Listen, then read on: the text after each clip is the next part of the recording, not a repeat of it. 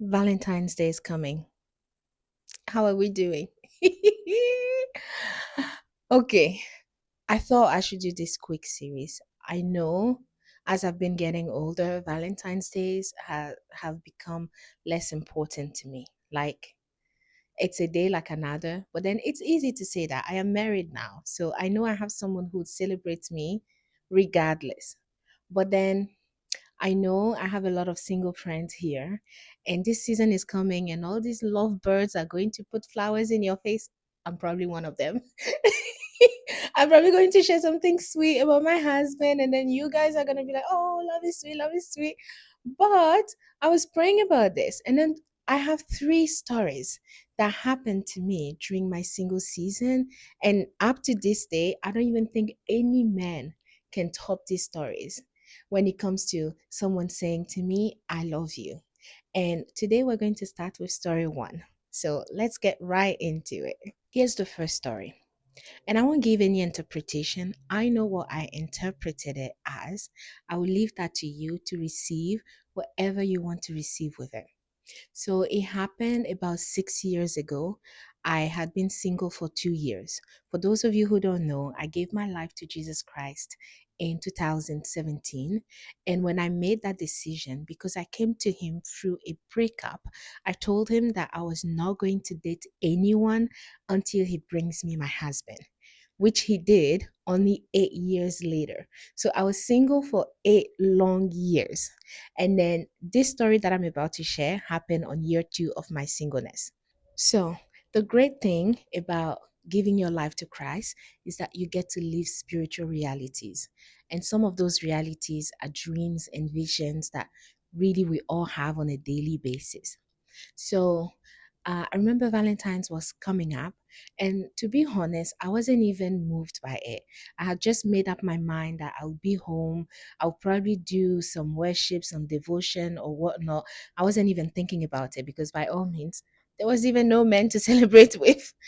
So that was my mindset going into the week. And then at the beginning of the week, I had a dream. I was about to wake up and then I had this dream. And in the dream, Jesus came to my room and he was like on my bed level as I laid down and he handed me a rose. And then I was so happy. And he was smiling, though I didn't see his face, but I knew deep in me that he was smiling. So I smiled back at him. And then I took the rose and then he removed one petal and he just left. And then I woke up. And I was exactly in the same position I was as in the dream or the vision. And I was so excited. I was like, I don't even need to celebrate Valentine's Day. It's like Jesus just came in my room to give me a rose. Like, how often does that happen? So I was just exciting, celebrating that. And then during the day, one of my girlfriends sent me a message and she's like, Mel, what do you have for Valentine's Day? And I was like, I have nothing planned really. I'm just gonna be home and whatnot. And she was like, I didn't have anything planned too. She had also been single for a long time. So we were both single at that time. She's married now with a wonderful man. But she was like, I don't have any plans either. Do you want to come to a restaurant with me? And I was like, sure, let's do that. So we booked a place, and then the Saturday came. And the minute I walk into the restaurant, the first person I greeted handed me a rose.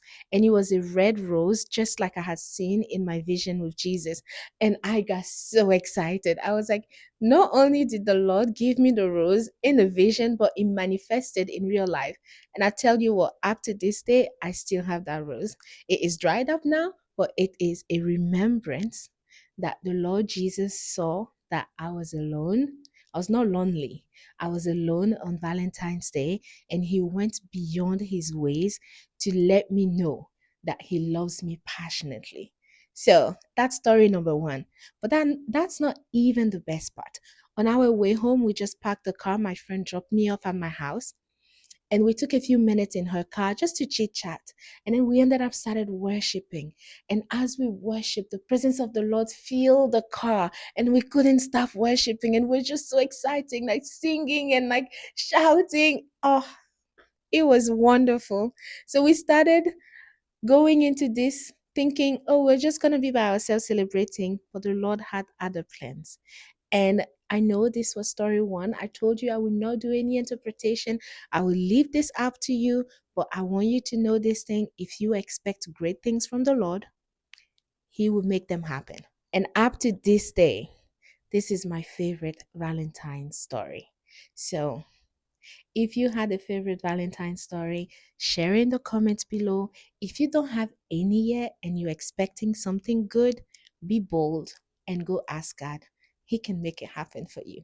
Subscribe to this channel, like this video, and do all the things that you have to do. And remember to come back for story two. You're going to blush with this story. See you next time.